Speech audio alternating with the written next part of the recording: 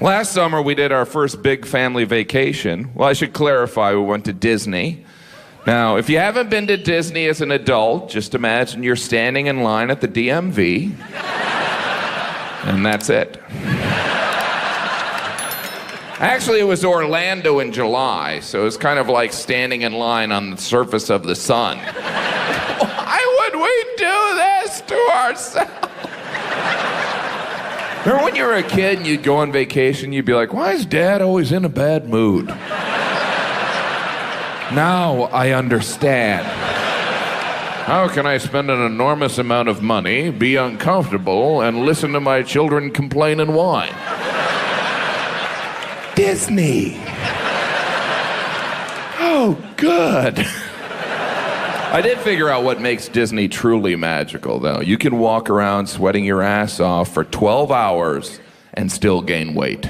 I know it's 110 out here, but these fries taste great.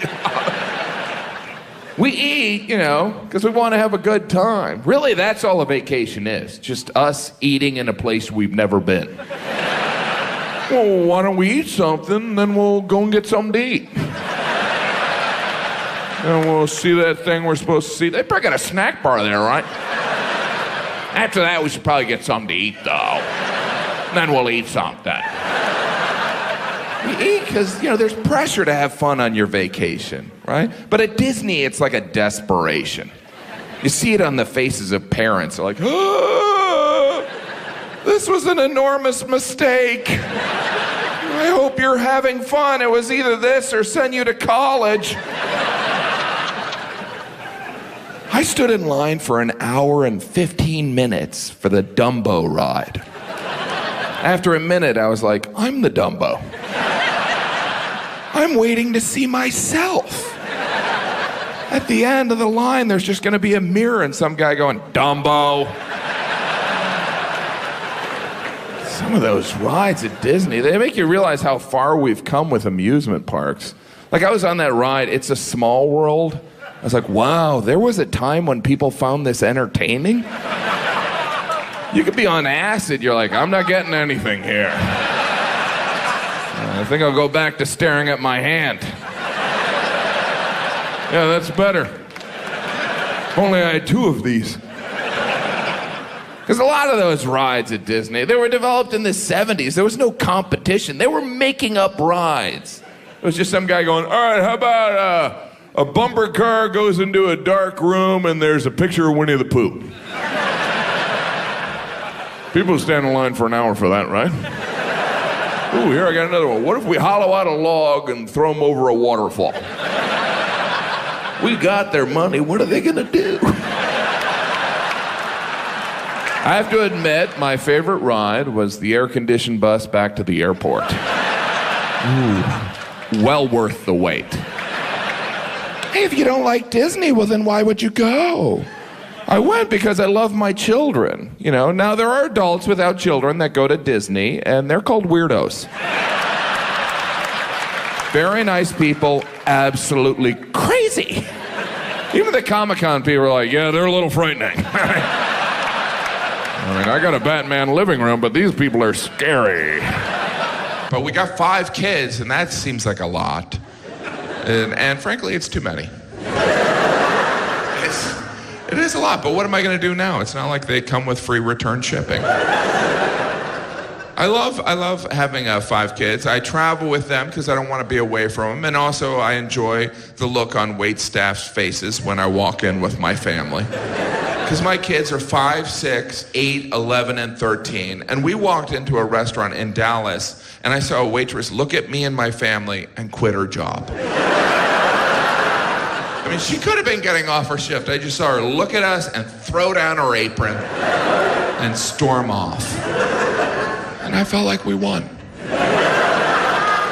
But I like being a dad, I try and do one-on-one time with each of my kids, but it's hard because I travel and there's a lot of them. So sometimes that special daddy and me time is just doing something mundane, like going with me to the post office. It's like, that's right, buddy, just you and me. Going to find out why we got this damn slip on our door. Stick that in the memory bank. My dad, always making time for me. Squeezing me into errands. I remember walking to the post office and listening to him bitch and moan about the federal government.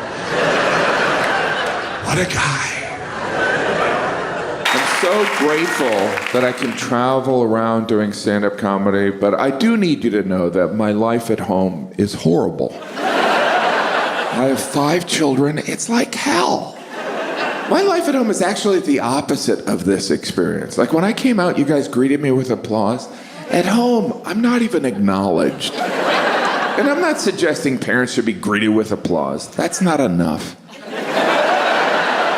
I think parents should receive a standing ovation. There should be an announcer. Please welcome the only reason you're alive. Right?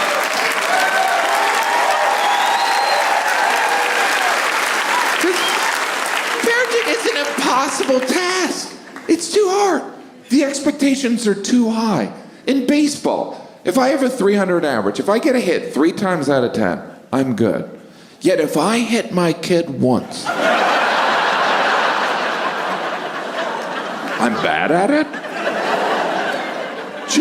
Children are the only thing we remove from the human body and then keep. You know?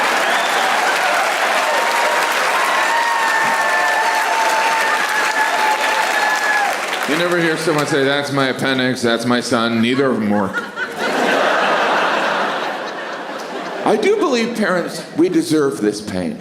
We deserve the pain. The audacity to think you're equipped to be a parent. And we just arrogantly jump into this responsibility.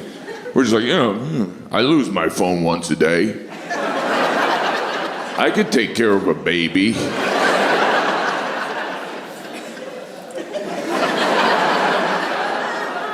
Can you call my baby?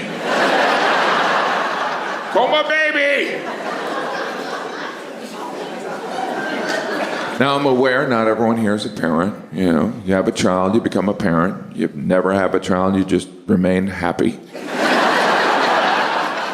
Not everyone wants to be a parent. Some choose to not have children, and I respect that. I do. But I don't think those people should be considered adults. How are they different from giant toddlers? What stress is keeping them awake at night? Where am I going to go for brunch? If you're over the age of 30 and the biggest problem in your life is your Wi-Fi connection, you're not an adult. If you've never been out, discovered a stain, and privately prayed that it was chocolate, you're not an adult. If you haven't bragged to your spouse or partner that you haven't had time to shower for 3 days, you're not an adult, and you might be a redneck. There's no comparison. One has a rich, fulfilling life, and the other is a parent.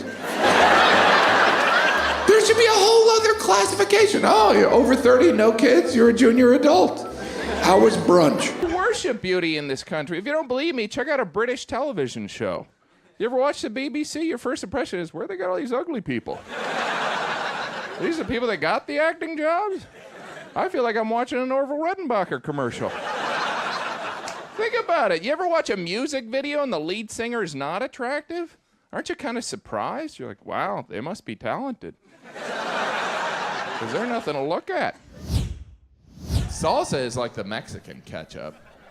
Marinara is the Italian ketchup, and British food is terrible.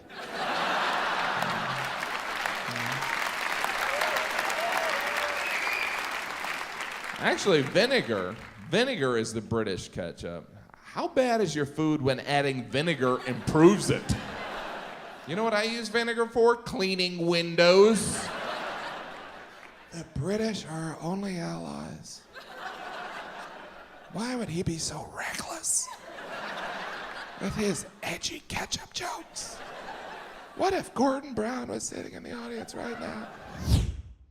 I do enjoy traveling to other countries, seeing how different, but essentially similar we all are. Like the UK is not that different from the US. You know, if anything, you go over there and it seems like British people are trying to be different from Americans. They're like, oh, you drive on the right side of the road, then we're gonna drive on the left side of the road. Oh, you call your mother Mom, then we're gonna call ours Mum. Oh, you call that a cookie, then we're not going to the dentist. I know that's cheap.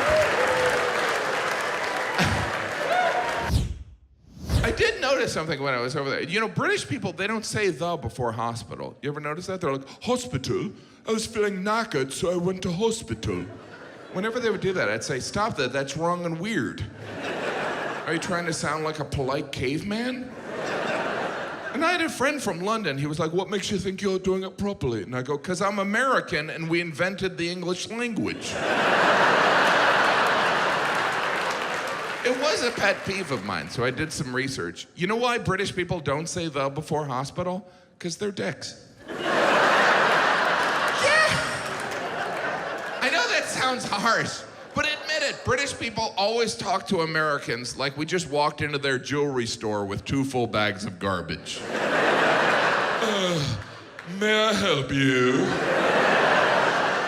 Are you lost?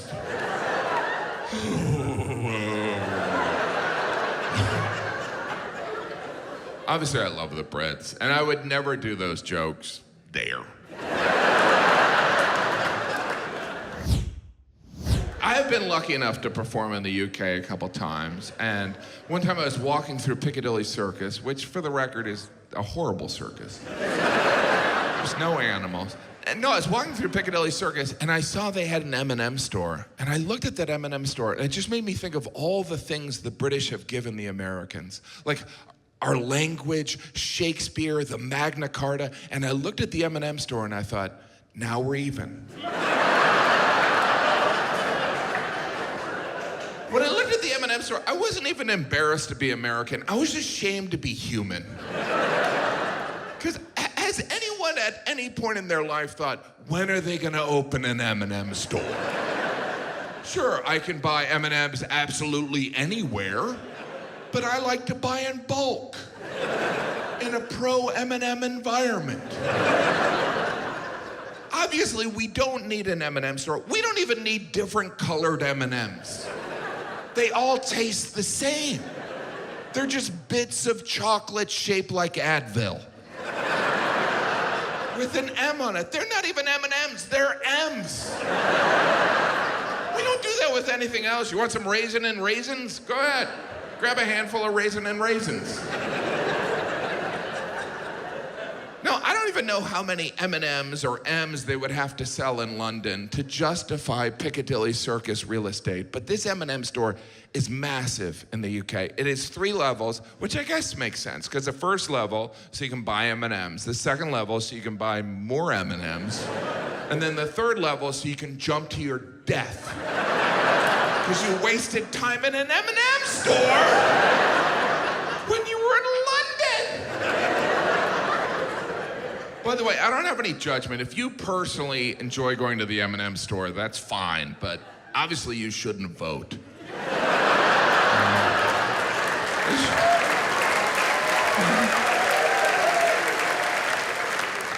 I was with my kids at the time, and they wanted to go to the M&M store, because little children only want to do horrible things. Kids never want to do something fun, like sit in a dark bar and drink beer. And I remember standing there with my kids, and I was aware that there were other parents with their children in the M&M store, because that's what you do as a parent. You do things with your kids because you love them. But I realized in that moment, I don't love my kids that much. I love them enough to walk by the M&M store.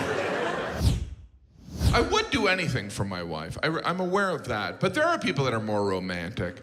Prince Edward abdicated his right to the English throne for the woman he loved. Isn't that unbelievable? He was forced to choose between the woman he loved or being King of England, and that idiot chose the broad. Now, I'm sure in that moment it was the right decision, and I'm happily married, but even in the best relationship, each person has thoughts where they go, I've made an enormous mistake. but we never thought I could have been King of England. Do you think Prince Edward really ever got over that? Every time he had to empty the trash, he's like, the King of England doesn't have to empty trash. The King of England can chat with his ex on Facebook. Can you imagine what kind of news event that abdication was in the UK? There must have been, he's gone mad. We should get him to hospital. Jim, your British accent is getting worse. Why wouldn't you take 5 minutes and learn a good accent? It's just lazy. It's just lazy.